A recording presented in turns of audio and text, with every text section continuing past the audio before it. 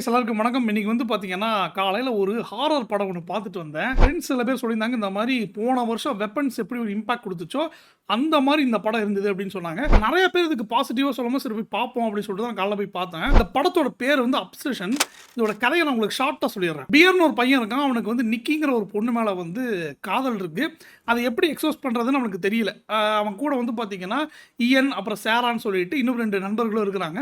இவங்க எல்லாரும் வந்து ஒரு மியூசிக்கல் ஸ்டோர்ல தான் வேலை பார்க்குறாங்க. இப்ப பியருக்கு என்ன அப்படின்னா, நிக்கி கிட்ட எப்படியாவது காதல வெளிப்படுத்தணும்னு நெனைக்கிறான். அப்பதான் வந்துட்டு அவளுக்கு கிஃப்ட்டா வாங்கிட்டு போலான்னு சொல்லிட்டு, ஒன் விஷ் வில்லோ அப்படின்னு சொல்லிட்டு ஒரு ஒரு டியூப் மாரி ஒண்ணு வாங்கிட்டு போறான். அது என்ன அப்படின்னா, நீங்க ஒரு விஷ் பண்ணி உடைச்சீங்கன்னா, அது வந்துட்டு உண்மையாவே நடந்துரும். இப்ப அவன் என்ன பண்றான், சரி ஓகே நிக்கிக்கு வந்து நம்ம மேல வந்து காதல் வந்து வயப்படணும். அவன் நம்ம மேல அப்சஸ்ஸா இருக்கணும்னு சொல்லிட்டு, அத விஷ் பண்ணி உடைக்கிறான். இதுக்கப்புறம் இந்த கதையில நடந்த சுவாரஸ்யமான சம்பவங்கள் தான் மொத்த கதையே. இந்த படத்துடைய மேஜர் ப்ளஸ் பாயிண்ட்டே இதுல வந்த நடிகர்கள் தான்.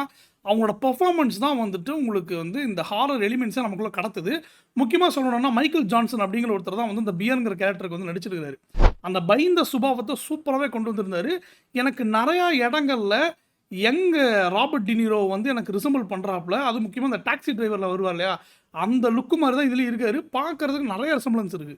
அப்புறம் நிக்கியா நடிச்ச இண்டி அவங்க சரியான பெர்ஃபார்மன்ஸ். அவங்க தான் வந்துட்டு உங்களுக்கு அந்த ஹாரர் எலிமெண்ட் பார்த்தாலே நமக்கு வந்து ஒண்ணுமே இல்ல. அந்த ஹாரருக்கான மேக்கப்பு, இந்த கிராபிக்ஸ போட்டு மூஞ்சில வந்து பயப்படுத்துறது மாரிலாம் எதுவும் கிடையாது. அவங்க வந்து நின்னாலே நமக்கு ஒரு சில இடங்கள்ல பகீருங்குது. அந்த மாரியான பெர்ஃபார்மன்ஸ் சூப்பராவே இருந்தது. எனக்கு வந்து இந்த படத்துல பிரச்சனையா இருந்தது அப்டின்னா, படத்துல பிரச்சனை இல்ல. நம்ம இந்தியன் சென்சார்ல தான் எனக்கு பிரச்சனையே. ஏன்னு சொல்லி தான் வந்து சர்டிஃபிகேட் குடுத்துருக்காங்க. சரி ஓகே நியூடிட்டி வேணாம். இல்ல செக்சுவல் சீன்ஸ் இருந்ததுன்னா அத தூக்கிடலாம் ஓகே. கோர் சீன்ஸ் எல்லாம் தூக்கிட்டாங்க. எனக்கு அதனாலேயே வந்து சில இடங்கள் வந்து டப்புன்னு முடிஞ்ச மாரி ஒரு ஃபீல் இருந்தது. அந்த இம்பாக்ட் இருந்தாலுமே, அது ஏன் தேவையில்லாம அத கட் பண்ணணும்னு எனக்கு தெரியல. இந்த படம் முடிஞ்சா தியேட்டர்ல போய் பாருங்க. இது ஒரு இண்டி ஃபிலிம் தான். கம்மி பட்ஜெட்ல எடுக்கப்பட்ட ஒரு படம் இது. அவங்க கை காசு போட்டு எடுத்துருக்காங்க.